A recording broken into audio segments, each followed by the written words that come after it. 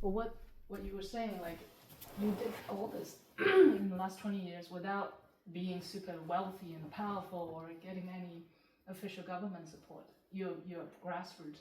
Yeah. But in the end, you grow from such a small town. Like Totnes at that time wasn't a famous whatever town. Not really, like no. it's just a normal town like everything else. But you grew from such a small place to basically worldwide right now. So what would you say to normal people who are not the super wealthy billionaires who see this thing happening in the world but wants to make a change, say in China or in Bali where I live, where we know as a citizen it's like a lot of things are kind of decided by the government. Yeah. But what can we do in our small communities? Because the small is beautiful principle is very much like the model here. I would say to start where you are, find your allies, because there will be people around you who are thinking along similar lines.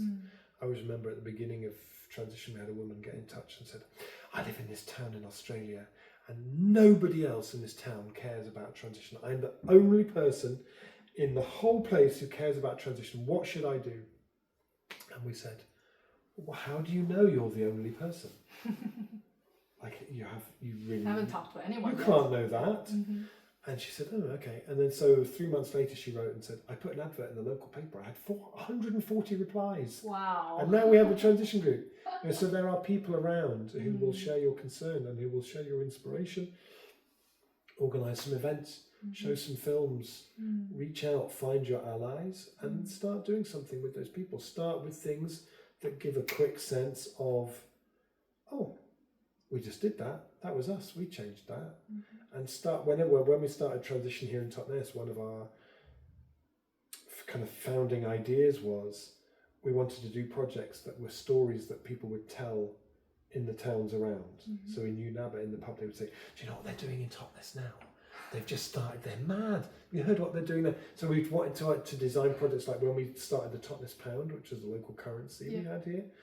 Does anyone actually use it? It stopped in 2019. Oh, just because COVID. Well, and before COVID, because just people stopped using cash at all. Oh yeah. It was always physical notes. That's actually a great idea. Can you talk more about the pound? The Totnes Pound. Yeah, because I think a lot of people would find it a very interesting idea, even if it can't replace the official currency, but it's the idea and who you put on the money and what it represents. I think is a really interesting way to change the values. In 2007, I went into a building on the high street here in Totnes. A friend of mine had a film production company that was in a building called The Bank that used to be an old bank in Totnes. And on the wall, they had in a frame a £1 note issued in 1810 by the Bank of Totnes. Totnes had its own bank that issued its own legal banknotes. Wow. And it was beautiful, like written in this very Victorian sort of English script, you know. And I thought, that's interesting. What would happen if we made some more? Would we get arrested? Would the Queen come round and throw stones through my window? Like what would happen, you know? And so we started by we printed 300. And one side was printed with your own kind of. Printed with there was a printer here in Totnes. Oh, just a normal printer. So we scanned it, and one side was a facsimile of that 1810 banknote, and on the other side it said, "This is an experiment." It ran for 3 months. We had 18 shops, I think, that accepted it then. Wow. And the idea was that every time it changed hands, you were supposed to write in a little box, so we could see how many times. And the idea was at the end of 3 months, we'd go around and collect them all up again and see how many times they had been traded. Okay. Didn't really quite work like that because quite a lot of people kept them, and actually they're very valuable now. They're worth quite a lot of money now. Wow. Because there was only 300 that were made. Oh, okay. And the people who collect currencies love this idea of local currencies. So we had that for 3 months. Then we had 2 different £1 notes, and then I think in about 2013 we did like a full. We had like a 1, a 5, a 10, and a £21 note. We did a £21 note. Because we liked the idea that people would say, why do you have a £21 note? And we could say, why not? So just for the sake of people. Just why not? You know, just we can do what we like. Yeah. And so the £1 note had Dorothy Elmhurst on, who started Dartington. £5 note had Tanner Bates on, who's like a local guy who makes belts. Okay. So £10, random. yeah, the £10. Who chose that? I can't remember. The £10 had Ben Howard, who was a singer who was very popular at the time, who was from Totnes, who was very famous at the time. Oh no, hang on. No, the £5 had Charles Babbage, who created one of the very first computers. The £21 had Dorothy Elmhurst on. I can't remember who they all were. Anyway, but they were really colourful and beautiful. They had all sort of security features like national currency would have. And yeah, there was about 85 shops you could spend them in. That was the idea. Wow. The idea was you would trade your sterling in for these. So you buy £100, spend £100 sterling to buy 100 Totnes pounds. And then you went shopping with the Totnes pounds, and the idea was that money stayed locally and circulated locally. And then about 30% of them people would just lose or take away as souvenirs or whatever. So then we could use that money to reinvest in other things. And but the idea was really that if you think of the economy of somewhere like Totnes as being like a bucket full of holes, and that money comes into Totnes from pensions, government money, whatever, most of it just leaves through the holes. You used to shop in Morrison's, that money is gone. You pay your energy bills, that money is gone. Totnes is quite unusual in that about 80% of shops on our high street are local independent businesses. That's very unusual in this country at this time. And most of them aren't local. Most of them, yeah, in most high streets in other parts of the country, it's all like Costa, same WH Smith, same things. Here we're very unusual, so a local currency was seen as a way to. It was all the independent traders who would accept it, not the big chains wouldn't take it at all because it wasn't they couldn't. There was no point in it. So yeah, so then so most of the ones in the UK don't exist anymore. But actually, then there was a French film called Tomorrow that I was in that was hugely successful Demain, which was hugely successful in France. And in that film, I have a £21 note, and I say, "We have a £21 note in Totnes." And people say, "Why'd you have it?" And I say, "Why not?" You know, people loved it. So there's now about 83 local currencies in France that were inspired by that, and many of them have unusual denominations because they were inspired by that. And in France is divided into départements, which are very different regions, and they often have a number. So they will often have one of the notes represents that. So I went to somewhere they had a 54 note because they are the 54, not 54. And in Liège, in Belgium, they have a 0 note. I was like, "Why do you have a 0 note?" And they said, you know, sometimes someone does something nice for you and you want to say thank you, but you don't want to put a number on it because that feels really weird. You want to give them like a token of your appreciation. So they have a 0 note, which I just thought was so sweet. So yeah, but really the idea of it is, how do you make money stay locally and be of service to you? So in Bristol, they had the Bristol pound, which was one of the biggest experiments in this country. And in Bristol at the time, you could pay your local council, you could pay your local taxes in local currency, and you could buy train tickets, you could pay your energy bills in local currency. It was very interesting. It's still here? No, it was stopped, I think, around the same time as Totnes. When cash is not. Yeah, but there was a while they had a mayor for 4 years who took his salary in Bristol pounds just to spend them back into the local economy again. But on the local notes, it said in very, very small letters of the Bristol pound, it said, keeping money out of the Cayman Islands since 2012. You know, the Cayman Islands being a big sort of tax haven. You know, the point is that billionaires can't extract Totnes pounds from Totnes and take them off to wherever they want to take them to.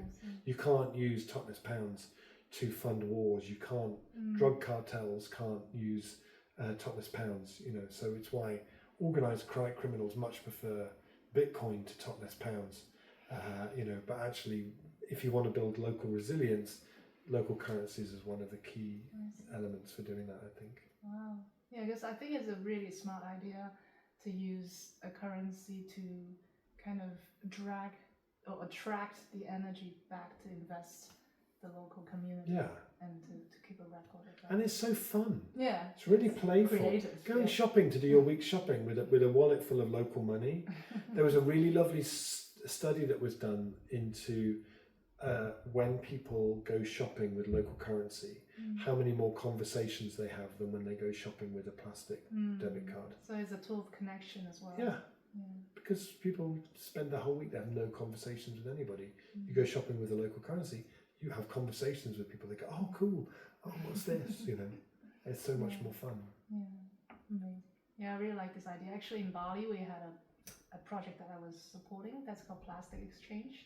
And because in COVID, 80% of money in Bali came from tourism. So in COVID, Okay. they all lost jobs and people were starving. Yeah. And so a friend of mine who got to be a CNN hero later on, he is motivating locals to pick up rubbish, plastic, from the rice fields and everywhere.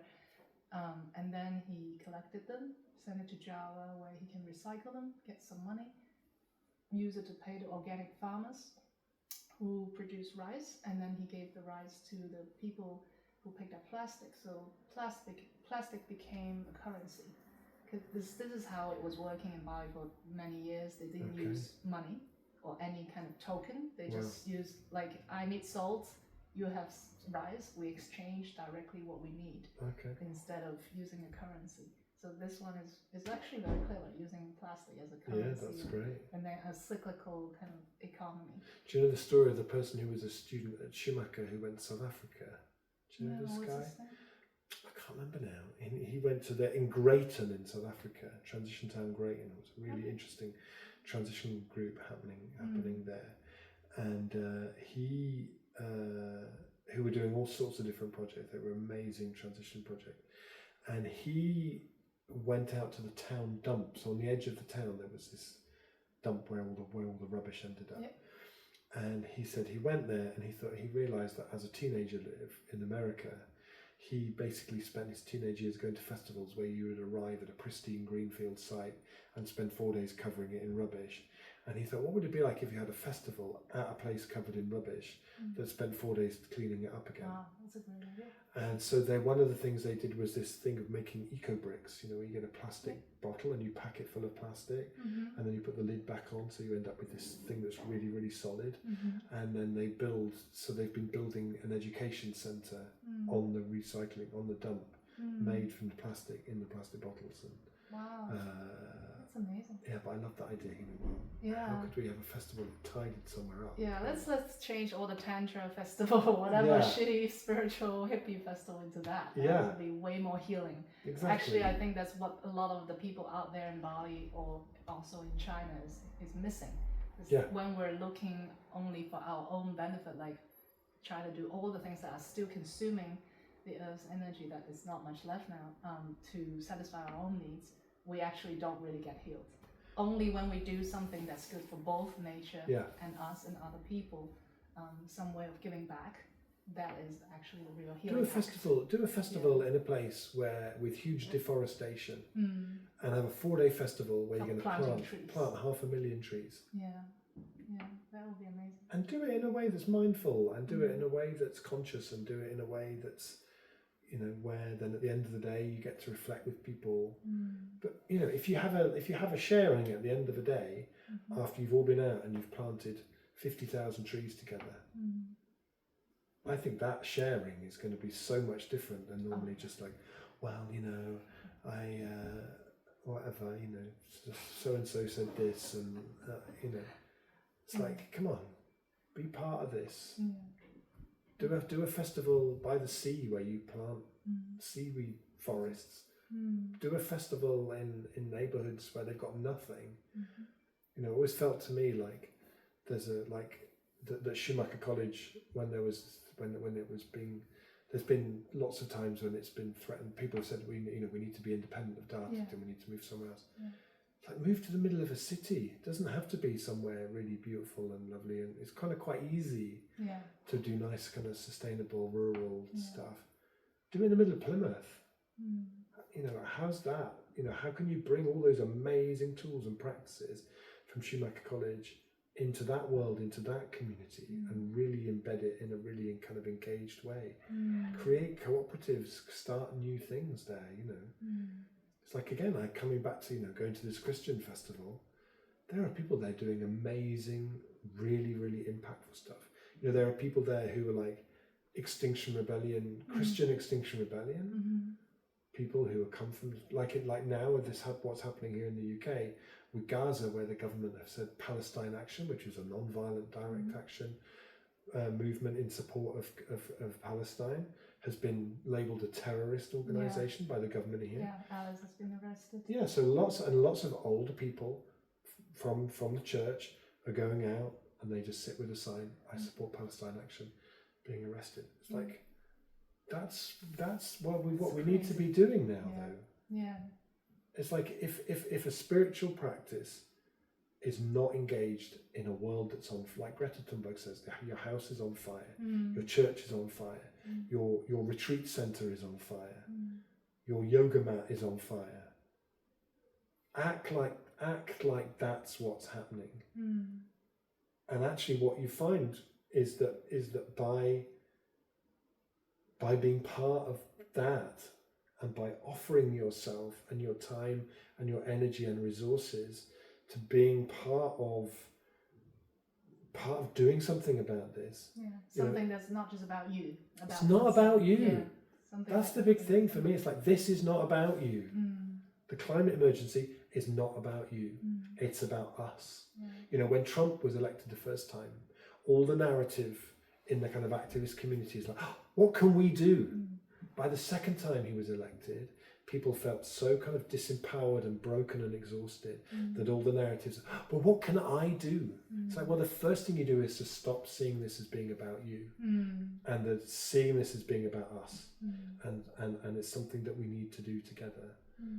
You know, so for me, like any spiritual practice of value is about us and what we do together. And that's kind of where it starts. And like you can't meditate your way out of, you can't retreat your way out of what's going on around you. It's like, how do we want history to talk about us? How do we want history to remember us? Because this is a time, you know, the world is standing on the brink of a climate emergency. It's standing on the brink of a resurgence of fascism on a scale. Extreme right wing is right on the rise everywhere. And the last thing we want is for forms of spirituality to be actively contributing to that, which some of them are. Yeah, a lot of them are actually. By echoing and amplifying that, you know, if you're doing that, you are absolutely part of the problem.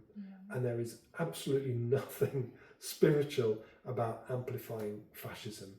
Like, I can't believe we even have to say that. I as know, a thing. right? Just like 10 years ago, it wasn't like this. No, it's gone really. Fascism is a bad thing, people. Yeah, I know. That's a non-negotiable. Yeah, but it comes out in very subtle forms. Like even in spirituality, there's a lot of brainwashing and cult-like kind of rituals in even Tantra. And a lot of what is supposed to be about love, and a lot of abuse, just control. Yeah, it's a lot of abuse of power. Yeah, and people are so hurt and confused, they really don't know what to do now. Yeah, and then I think after COVID, there's a huge illusion that's broken in the world. Like, oh, we realize the vaccines, the whole thing could be a hoax. The vaccine could be actually so damaging to us. We're all being fooled, and then so we can't trust anyone. So there's all this like there's a huge breakdown of the belief system and values in people. So people are very easily drawn to such easy explanations and just follow them, thinking that's safer. And that nobody learns critical thinking in school. Yeah, exactly. And no one learns how to distinguish bullshit from science. Yeah. And it's very dangerous. Yeah. So it's why, you know, like the work that I do now, which is about kind of imagination, helping people to really imagine what this future could be like. I love, there was a film a couple of years ago called 2040, which was an Australian director's sort of vision of how the world could be in the future. He called that an experiment in evidence-based dreaming, which I loved. It's like, we have to keep, it's the thing, one of the things that I learned through climate is like, science is really important. Yeah. It's really important. Yes.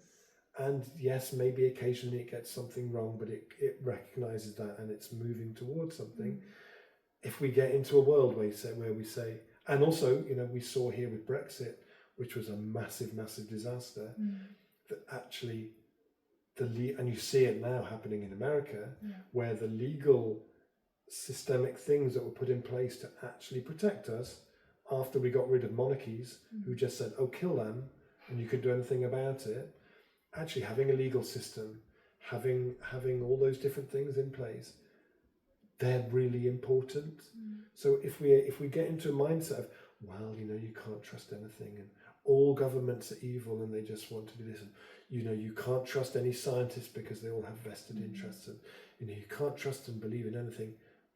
Well, maybe, but you can certainly trust some things a lot more than others, and you can certainly trust science over pseudoscience, and you can trust research over no research, and you can trust people who understand things over people who don't understand things.